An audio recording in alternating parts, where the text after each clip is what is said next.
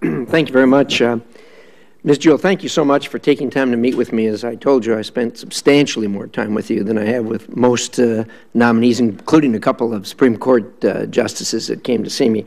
Obviously, if you look here at the, from our side, well, even with Senator Wyden, but just about everybody here has got 2/3 of their land that is owned by the federal government, which makes dealing with the issues that we face at home very difficult. So unfortunately, you get caught up, that this particular appointment gets caught up in parochial issues, which is somewhat unfortunate, but it's one of our few opportunities to really deal with those. So I want to talk about the one that you and I talked about for some time, and that is the sage-grouse issue. And what I feel is a real shortcoming in the department, and that is the conflict between agencies within the department and the Secretary's inability to resolve those. I'm so glad to see a CEO come and take over the agency. Having been a CEO, I know how you do that. I know how to resolve conflicts below you, but not when you have to dance to the tune of somebody else. And we all know that happens with the White House, regardless of what you want to do. Some person that's really not identified in the White House will call the shots, and that's kind of what we're having with the problem with right now on sage-grouse. Secretary, and by the way, your unsolicited statements about the collaborative process, I was so tickled to hear, because that's how these environmental conflicts are going to be resolved in the future. There is no question about it. You know, we've had war for 40 years over this, and now both sides are realizing that if these things are going to get resolved, it's going to be through the collaborative process. And I explained to you that in Idaho, shortly before I became governor, President Bush, the Bush administration invited governors to wade into the roadless issue. And I took that on when I was governor, and we did it through the collaborative process, painful at times, but took it all the way through. The Ninth Circuit this year affirmed what we did in Idaho, and now we have the only roadless plan that is court-approved and written in the states through the collaborative process. We really need to do the same thing with other things, and we have not had a good experience with Interior on some things that we were promised that the collaborative process would prevail and then didn't.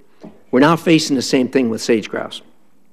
Secretary Salazar promised the Western governors that if they got together and in their states and came up with individual management plans, the BLM would carve those states out of the national IM. And as you know, there's a national interim management plan for sage-grouse, but the states want to do this. We desperately want to do this ourselves, and I know this may come as a shock to the federal government, but we can do it. And what we did in Idaho is we got together, and I say we, the governor led this as is appropriate, and have a plan put together. The difficulty, and by the way, and I hope I don't endanger this guy's job, but the fellow who's head of the Fish and Wildlife Service in Idaho really likes what we did, likes the collaborative process, likes the plan that we came up with, said in a letter dated August 1st last past, a number of things that really spoke well of the plan that we had. I'm not going to read this into the record, but Mr. Chairman, I would like to have this. Without objection, so ordered. This letter made part of the record, but my point is that the Fish and Wildlife Service, which you're going to supervise, is in charge of species. The BLM is in charge of soil and plants. And the problem we got is the BLM is attempting to exert its influence over the species when indeed the Fish and Wildlife Service knows better than they do. And we're hung up right now, and hung up badly. And this needs to be resolved.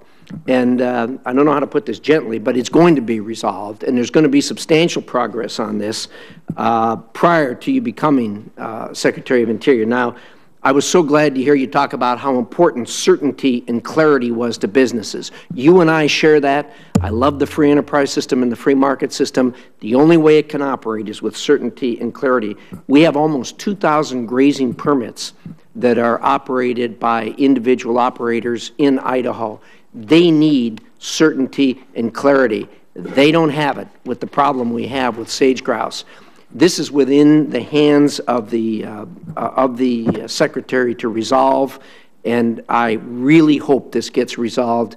It needs to be resolved before this process goes forward. So I intend to work with them, and I suspect after this I'll be hearing from them very quickly as to what we need to do, and I have some really, really good ideas for them. Thank you, Mr. Chair. Thank you, Senator Risch.